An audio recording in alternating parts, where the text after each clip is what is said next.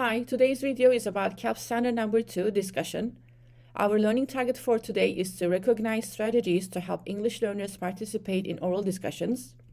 CELP Standard Number 2 states that an English learner can participate in grade-appropriate oral and written exchanges of information, ideas, and analysis responding to peer, audience, or reader comments and questions. The first thing we are going to do today is to look at the proficiency descriptors for CELP 2. To do this, I would like you to go to page 4 of your participant notebooks. Read the proficiency descriptors here on page 4 to underline the differences in abilities among different LAS levels. While you are doing this, I would like you to pause this video and take your time. I think this will take you about 3 to 4 minutes. And when you are done, you can unpause the video.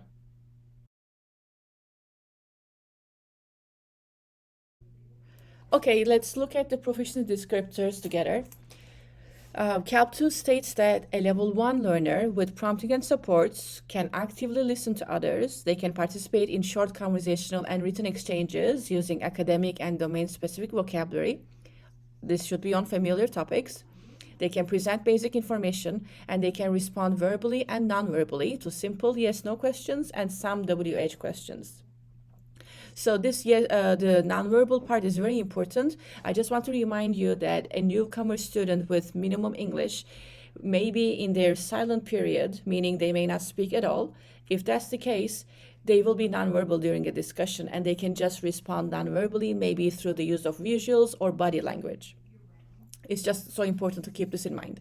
Now, let's compare a level 1 student with a level 3 student. A level 3 student will require guidance and support from their teacher. They can participate in conversations. They can use academic and domain-specific vocabulary, as long as the conversation is on familiar topics and texts. One difference is they can build on the ideas of others, and they can ask and answer relevant questions. They can freely express their own ideas, and they can restate some of the key ideas expressed during the discussion, and they can add relevant information and evidence when they are making a point. Now, let's look at a level 4 student. A level 4 student doesn't require any prompts, supports, or guidance from their teacher, and they can build on the ideas of others. They can express their own ideas clearly. They can support their points with specific and relevant evidence, and they can ask and answer questions to clarify ideas and conclusions, and they can also summarize key points expressed during the discussion.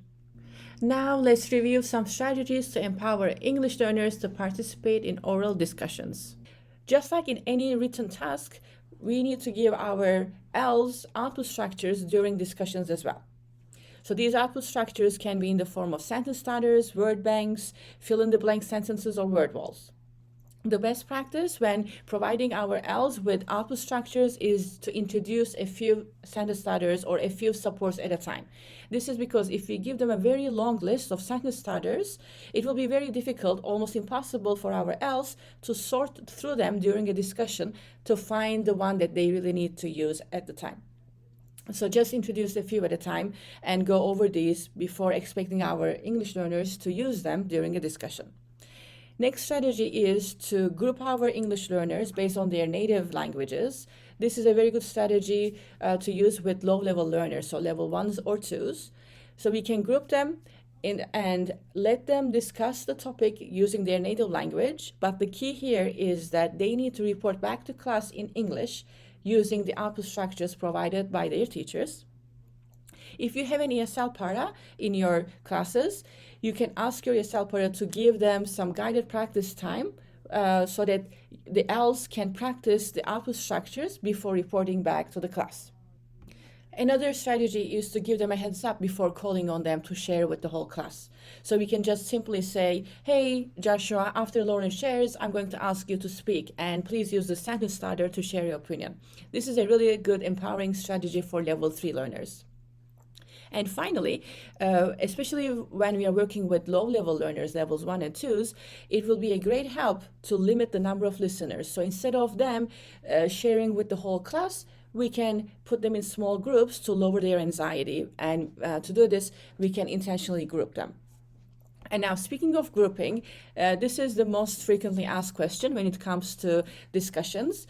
I'm going to give you a couple of minutes to discuss this question with your colleagues. Please pause this video and you can unpause it after your brief group discussion so that we can continue.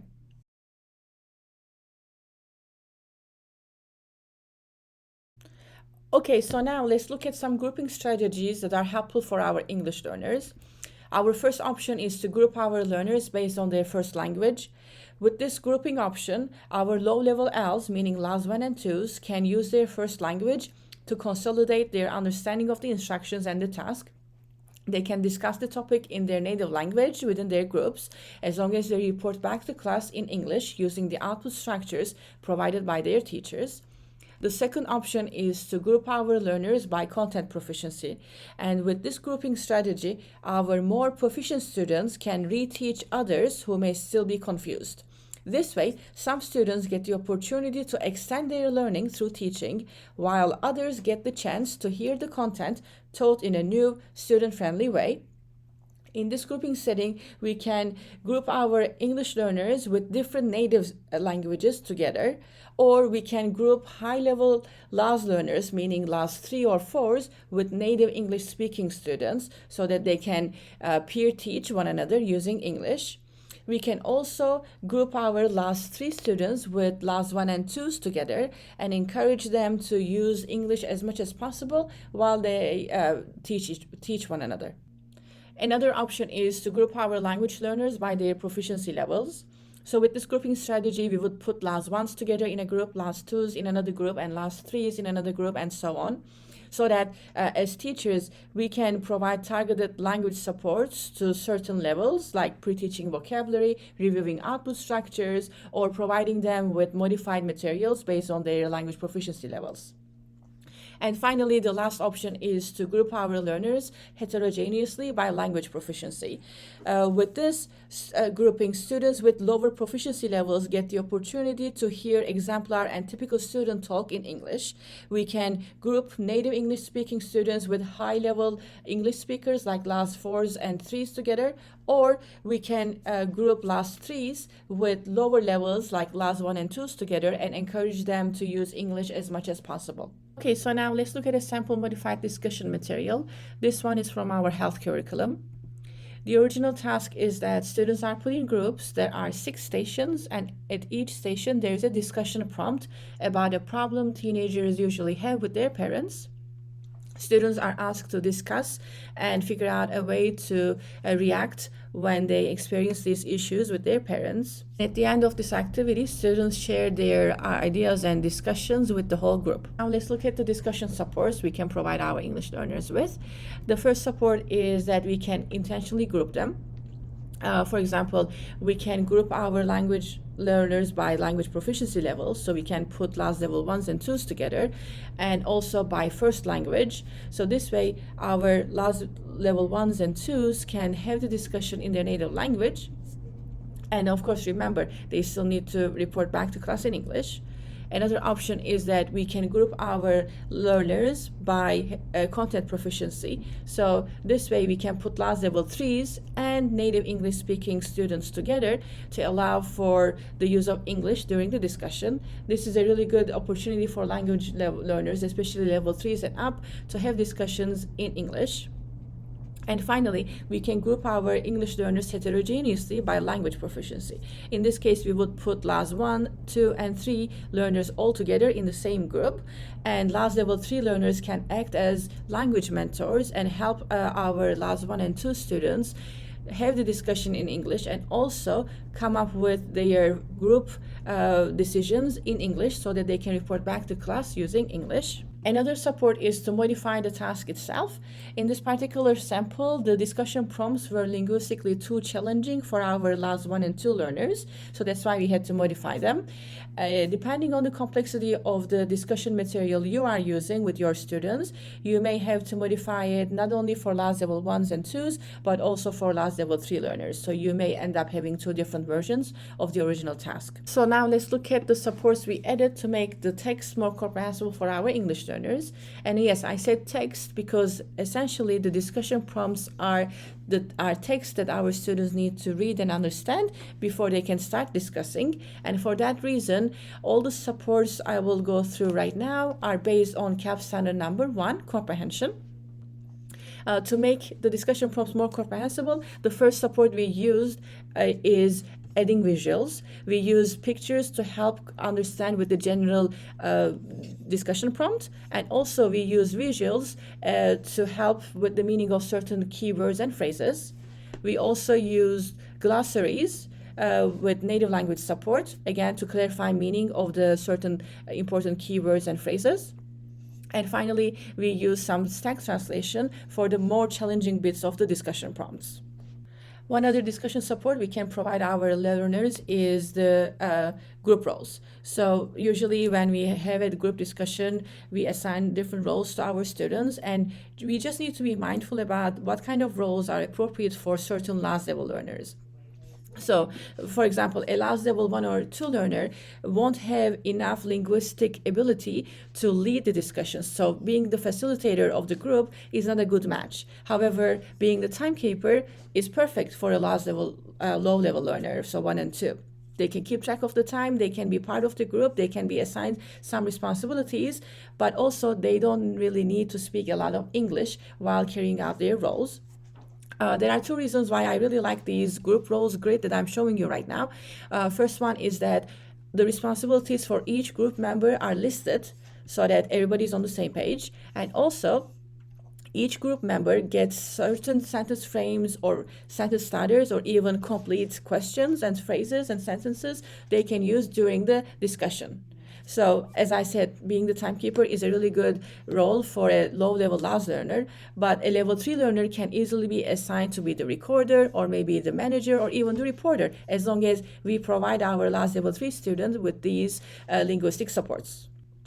And finally, our last 1 and 2 learners will need some output structures so that after discussing the prompt in their groups using their first language, they can report back to class in English. Let me show you what they can use to do that. Here we have 3 different options listed for each station, and after our last 1 and 2 learners discuss the prompt in their native languages, they need to decide which of these options is the most appropriate for them to use when they respond to their parents in these given situations.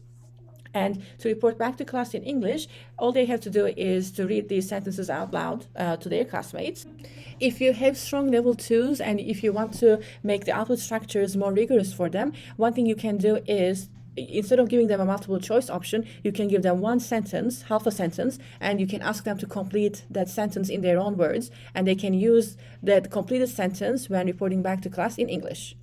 And just a reminder, our last level 3 students won't need output structures because they have enough English to carry out discussions in English and to report back to class using English. Today, we focused on CELP Standard 2, and our learning target was to recognize strategies to help English learners participate in oral discussions. In order to achieve our target, we first read and annotated the proficiency descriptors for CELP Standard 2. We then reviewed some strategies we can utilize in order to support our English learners during discussions. We also discussed which grouping strategies are the most beneficial for our English learners. And finally, we reviewed a sample modified discussion material to see how the strategies can be applied. If you need further support, please feel free to make an appointment with me using the calendar option on my Schoology course, or feel free to stop by my office to make an appointment with me. I will be happy to work with you one-on-one or join your PLCs. Thank you so much for watching.